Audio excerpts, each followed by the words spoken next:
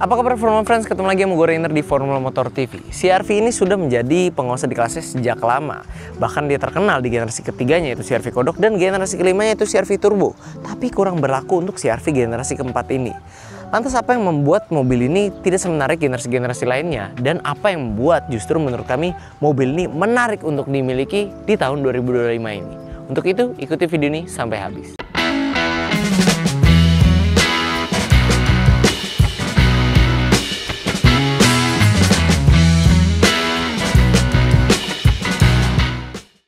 Hal pertama yang kalian perlu ketahui dari mobil ini adalah meskipun usianya udah nggak bisa dibilang muda lagi, tapi mobil ini masih menawarkan fitur yang lebih dari cukup untuk mobil di harga si CR-V ini. Pertama kita bahas dari fitur hiburannya dulu. Penerangan dia walaupun belum LED lampu utamanya, dia masih proyektor, tapi HID ya. Tapi dia sudah menggunakan daytime running light yang membuat tampilannya masih kelihatan modern. Velgnya sudah menggunakan velg dual tone, masuknya ada smart entry, nyalainnya ada Starship engine sebelah sini. Di setir sudah lengkap, selain setir sudah dibalut kulit, ada juga audio steering switch, dan ada cruise control. Belakangnya ada pedal shift. Di sebelah sini ada electric mirror, ada tombol power back door. Di situ ada MID yang tampilannya cukup lengkap walaupun speedometernya masih jarum. Nah, kaset CR-V generasi keempat ini dia memiliki dua layar tampilan. Jadi satu head unit sebelah sini dan satu lagi layar kecil sebelah sana yang tampilan sebenarnya mirip MID juga fungsinya, dan dia kalau malah masuk gigi mundur bisa jadi kamera mundur. AC-nya sudah digital walaupun putaran masih belum, tapi enak dipakai, ini nggak masalah. Dia sudah pengaturan dual zone, ada juga sunroof di atas ini dan pengaturan seatnya elektrik. Plus ada lumbar supportnya. Jadi untuk ini dia. Untuk lower back itu ini PW banget sih. Nah, selain itu mobil ini juga dia CR-V Prestige yang Special Edition yaitu Fender Audio, dimana audionya ini menggunakan merek Fender dari Amerika, merek audio legendaris dari Amerika. Jadi nggak perlu kalian upgrade lagi, ini udah enak banget audionya. Tentunya seperti ciri khas mobil Honda lainnya yang tipe tertinggi, joknya sudah full kulit dan kulitnya terasa mahal dan cukup awet ya kalau kulit Honda. Dia juga AC sudah ada bawaan Nano E-nya, jadi ini untuk filtrasi udara di kabin. Selain itu juga dia dashboard ini kombinasi bahan soft touch dan panel wood. Dan hal kedua yang perlu kalian ketahui adalah fitur keselamatannya yang nggak kalah lengkap dibanding fitur hiburannya. Parking kamera tadi udah ada vehicle stability control di sebelah sini, pengeremannya ABS, EBD dan brake assist sudah lengkap, dan remnya juga sudah menggunakan cakram depan belakang. Tentunya karena ini mobil SUV dari Honda, dia sudah mendukung ISOFIX buat kalian yang bawa jok atau kursi bayi. Nah, tapi itu biasa aja. Mobil tahun 2016 ini dia belum ada sensing-sensingan. Jadi yang bisa dikasih lebih dari pabrikan adalah jumlah airbagnya. Dia nggak cuma punya 2, 4, ataupun 6, tapi dia punya 8 airbag yang tersebar di dalam mobil nih. 2 di depan, 2 samping sini pilar A, ada lagi di jok masing-masing 2 depan, dan ada lagi di pilar C belakang. Jadi 8 airbag itu untuk mobil sekelasnya dia banyak ya. Dia lebih baik daripada Fortuner ataupun Pajero di kelasnya SUV ya waktu itu. Jadi ini salah satu yang terlengkap dari segi keselamatan pada zamannya lah untuk mobil umum sekelas CR-V ya.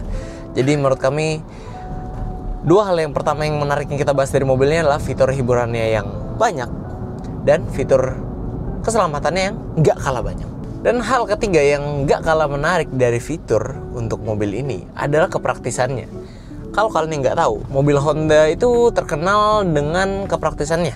Dia sangat mengutamakan kepraktisan sehingga kalau kalian udah kebiasa sama mobil Honda, kalian pindah ke brand lain yang kepraktisannya itu bukan sesuatu yang menonjol, kalian seperti merasa kehilangan karena berasa repot aja gitu. Kalau dari mobil yang praktis terus ke mobil yang kurang praktis tuh kayak berasa repot naruh barang atau gimana tuh agak lebih susah aja.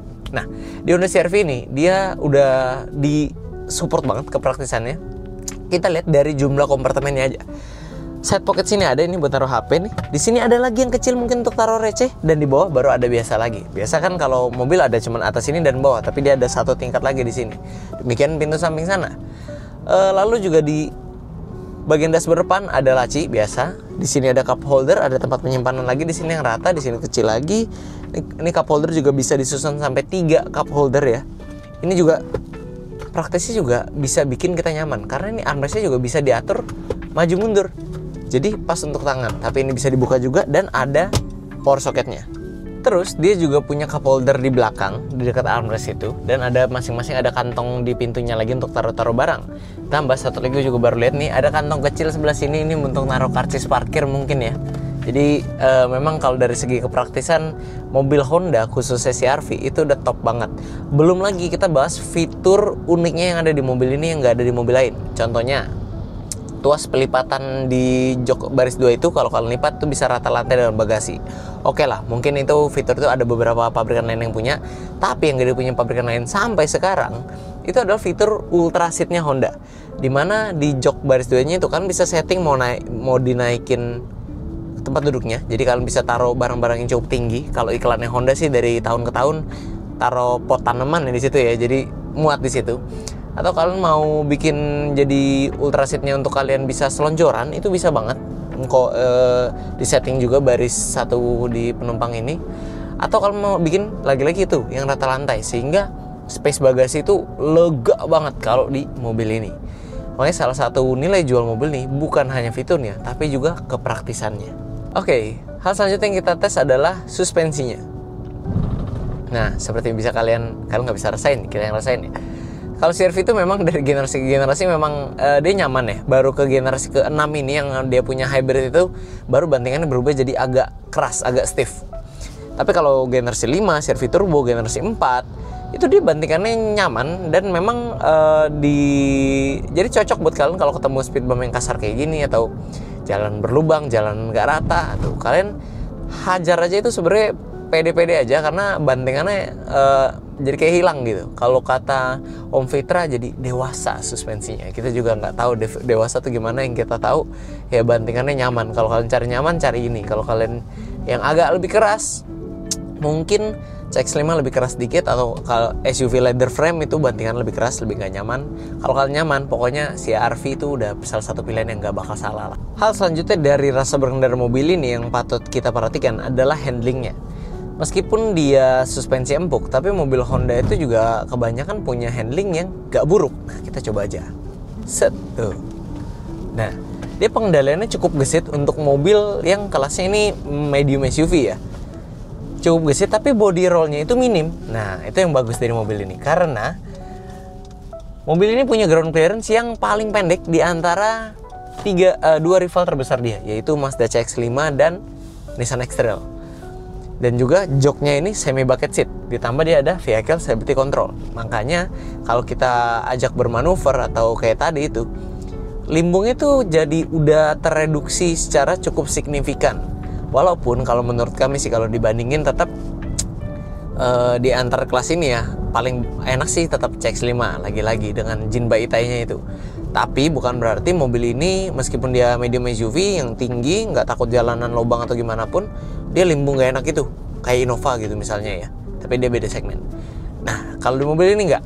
Jadi dia masih ada tuh, dia mungkin ambil DNA dari Civic-nya atau dari mananya lah itu, dia bikin body roll atau limbungnya itu udah tereduksi secara signifikan sehingga ketemu jalanan rusak enak suspensinya.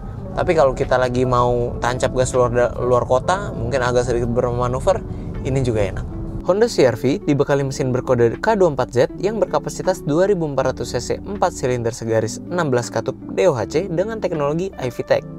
Di atas kertas, mobil ini mampu menyemburkan tenaga sebesar 190 PS pada putaran 7000 rpm dan torsi maksimal di 226 Nm pada putaran 4400 rpm. Tenaga ini disalurkan melalui transmisi otomatis konvensional 5 percepatan ke dua roda depan. Nah, kalau si CR-V ini, dari yang perlu kalian ketahui dari mesinnya adalah dia sebenarnya cukup bertenaga. 2400 cc dengan bodi sebesar ini, dia nggak kekurangan tenaga sebenarnya walaupun dia penggerak depan. Jadi kalau kalian mau bawa naik gunung atau apa, kalian nggak usah takut mobilnya nggak kuat, pasti kuat aja selama kalian nggak over kapasitas. Nah, tapi yang perlu kalian note adalah mesin 2400 cc di CR-V ini, apalagi masih menggunakan transmisi AT konvensional, dia bukan mesin yang paling irit di kelasnya. Jadi kalau kalian mau cari irit, kayaknya pilih CR-V ini kurang tepat. Walaupun kalau kita lihat pilihan lainnya seperti CX-5 di tahun 2016 dan X-Trail di tahun 2016, kayaknya juga nggak ada sih yang mengedepankan efisiensi bahan bakar ya, karena pada zamannya memang teknologinya belum secanggih sekarang, dimana ada CVT, ada Skyactiv, ada hybrid. Kalau dulu belum. Jadi kalau cc sebesar ini ya tenaga kalau udah pasti dapat, cuman efisiensi bahan bakarnya nggak sedapat itu. Dan hal ketujuh yang perlu kalian ketahui nggak lepas dari biaya perawatannya, karena ini adalah salah satu mobil eksklusif Honda di Indonesia. Tapi surprisingly dia juga terkenal dengan biaya perawatannya yang tidak semahal itu. Jadi di segmen CR-V ini ada dua mobil lainnya yang bisa kalian pilih, yaitu CX-5 dan Nissan X-Trail. Seperti yang kita tahu, kalau Mazda itu dia lebih mahal. Kalau dengan X-Trail dia dari hasil riset yang kami temukan, dari data yang Nissan berikan, itu dia nggak beda jauh. Jadi sekarang kita mari bandingkan saja dengan si CX-5. Dari tabel perbandingan kita udah buat di sini, dari kilometer 10.000 nyampe paling bawah tuh, kalian bisa lihat dari masing-masing tiap interval kilometernya, itu bedanya tuh bisa 2 kali lipat. Jadi kalau si CR-V ini dia 1.500.000, di kilometer yang sama di CX-5 itu bisa 3 jutaan. Jika kalian total semua, itu memang selisihnya lumayan. Kalau CR-V ada di kisaran 12 jutaan, kalau Mazda 20-an. Yang buat memang biaya perawatannya masih lebih masuk akal si CR-V ini dibandingkan rivalnya. Tentunya soal perawatan memang jadi salah satu hal yang terpenting untuk kita pertimbangkan ketika kita sebelum memilih mobil yang mau kita pakai sehari-hari ya. Karena yang namanya mobil nggak cuma kalian pakai, tapi juga harus kita rawat sehingga dia bisa terus kita fungsikan sebagaimana mestinya sampai dalam jangka waktu yang panjang tentunya. Karena kita nggak mau punya mobil yang hanya kita pakai dalam kurun waktu yang sebentar, setelah itu dia banyak ngerongrong, banyak permintaan, dan sekali masuk bengkel biayanya mahal.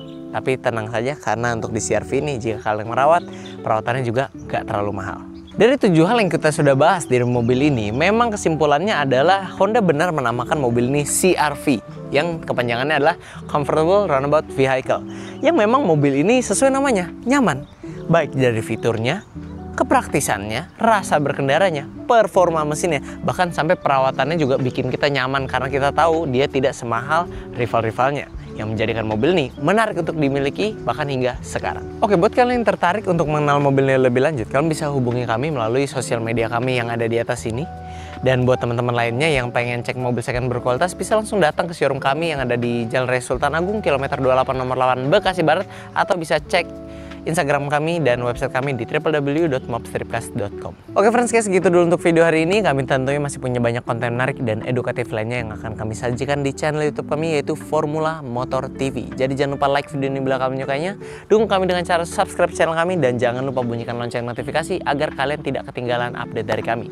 Pada akhirnya gue Rainer pamit undur diri dulu, sampai ketemu di video selanjutnya.